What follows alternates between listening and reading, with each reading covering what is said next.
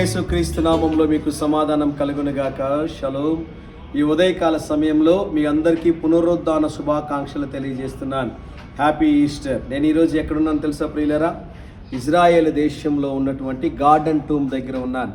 మీరు చూస్తున్నటువంటి ఈ సమాధి ఖాళీ సమాధి.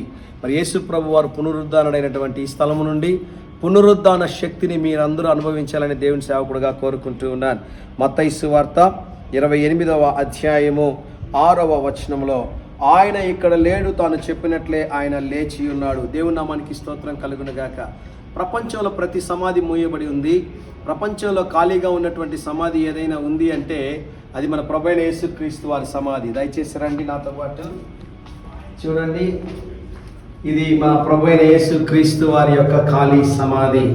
ఈ పునరుద్ధాన దినములో ఈ పునరుద్ధాన శక్తిని మీరు అనుభవించాలని కోరుకుంటా ఉన్నా. ఈ యేసు ప్రభు యొక్క ఖాళీ సమాధి మనకి దేన్ని తెలియజేస్తుంది అంటే, ఈ యేసు ప్రభుని ఎవరైతే నమ్ముకుంటారో వారు కూడా ఒకరోజు వారి సమాధులు తెరవబడి ఈ విధంగా ఖాళీగా ఉంటాయని దేవుని సేవకుడిగా తెలియజేస్తున్నారు. మీ ప్రియులను, ఆత్మీయులను, కుటుంబీకులు కోల్పోయారని బాధపడుతున్నారా? ఈ ఉదయకాల సమయంలో the basic hope of Christianity is an empty tomb అన్నాడు ఒక ఆయన.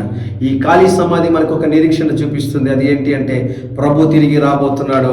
ఆయన రాకడలో ప్రతి సమాధులు కూడా తెరవబడబోతున్నాయి. రండి, గార్డెన్ టూమ్ మీకు చూపిస్తాను. చూడండి ప్రియులారా, ఇది గార్డెన్ టూమ్ అనమాట. ఈ ప్రాంతం రావడానికి చాలాసార్లు, ఈ ప్రాంతం రావడానికి, ఇక్కడ సువార్తను ప్రకటించడానికి దేవుడు నాకు సహాయం చేసి ఉన్నారు. ఈ ఉదయకాల సమయంలో ఈ ప్రాంతంలో నుండి మీ కొరకు ప్రార్థన చేయాలని ఆశపడుతున్నాను. ప్రియ పరలోకపు తండ్రి, ప్రభు, మా ప్రియులు నాయన ఎవరైతే మీ అందు నిద్రించున్నారో వారందరినీ మీరు ఒకరోజు వెంట పెట్టుకుని తిరిగి రాబోతున్నారు ప్రభు. ఈ ఖాళీ సమాధిలాగా మా సమాధులు ఖాళీ చేయబోతున్నారు. మీకు స్తోత్రము ప్రభు. ఆ నిరీక్షణతో ముందుకెళ్ళి కృప దయచేయమని యేసు నామంలో ప్రార్థిస్తున్నాము తండ్రి. Amen, amen.